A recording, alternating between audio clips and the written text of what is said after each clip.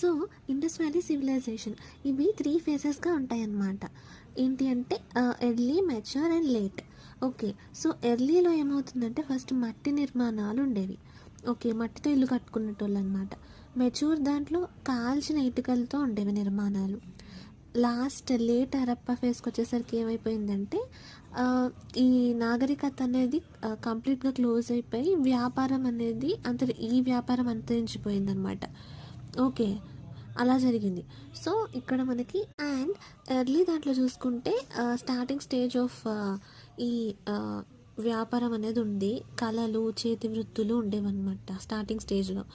So ఈ దశలో ఏంటి, పశుపోషక సంచార గణాలు వ్యవసాయదారులుగా మారినది. ఓకే, అండ్ మెచ్యూర్ దాంట్లో విదేశీ వాణిజ్యము, వివిధ చేతి వృత్తులు అమల్లోకి వచ్చాయన్నమాట. ఓకే, నగర నిర్మాణాలు స్ట్రాంగ్గా ఉండేటివి. ఓకే, అండ్ లేట్ దానికి వస్తే ఏమవుతుందంటే ఇక్కడ మనం ఆల్రెడీ మాట్లాడుకున్నాం కదా, వ్యాపారం అంతరించబోయింది అనమాట.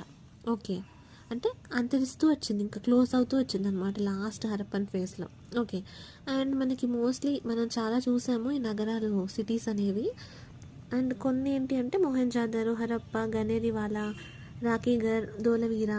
ఓకే, వీటి గురించి మనం సపరేట్గా మనం ఒక్కొక్క దానికి ఒక్కొక్క వీడియో గురించి ఒక్కొక్క వీడియోలో మాట్లాడుకుందాం, మీకు గుర్తే ఉంటుంటుంది.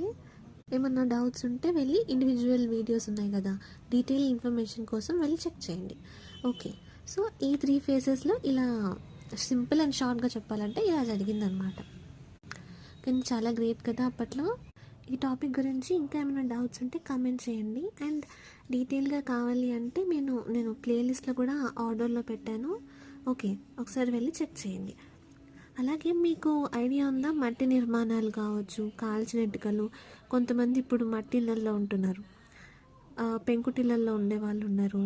అట్లా మీ ఇంట్లో మీ సైడ్ ఇలా ఉందా, లేకపోతే మీ చుట్టుపక్కల ఎక్కడైనా చూసినారా, రిలేటివ్స్లో కానీ అలా? ఇవన్నీ మీకు ఏమైనా తెలిస్తే కామెంట్ చేయండి. అండ్ ఈ టాపిక్ గురించి ఏం డౌట్ ఉన్నా కూడా కామెంట్ చేయండి, మనం మాట్లాడుకుందాం. ఓకే, ఈ వీడియో ఇంకింతే. నెక్స్ట్ వీడియోలో మళ్ళీ కలుద్దాం.